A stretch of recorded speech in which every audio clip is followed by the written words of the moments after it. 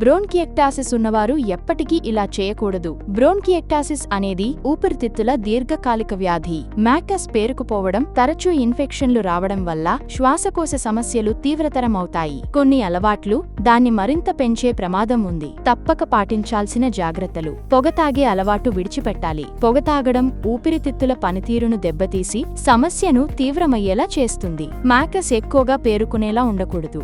రోజూ స్టీమింగ్, శ్వాస వ్యాయామాలు చేసి మ్యాకస్ బయటకు వచ్చేలా చూడాలి. చలికాలంలో అప్రమత్తంగా ఉండాలి. చల్లని వాతావరణం ఊపిరితిత్తుల ఇన్ఫెక్షన్ను మరింత పెంచుతుంది కనుక మాస్క్ ధరిస్తే మంచిది. తప్పనిసరిగా నీరు ఎక్కువగా తాగాలి. మ్యాకస్ తేలికగా బయటకు రావడానికి తగినంత ద్రవ పదార్థాలు తీసుకోవాలి.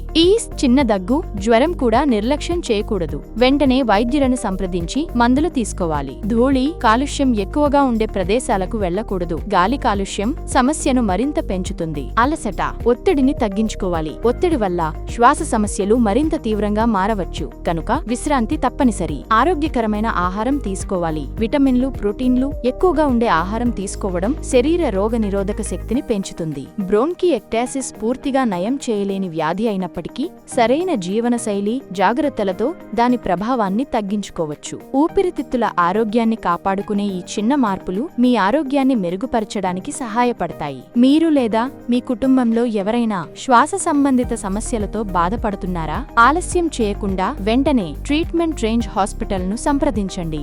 మరింత సమాచారం కోసం సంప్రదించండి 9888819334 KPHB హైదరాబాద్.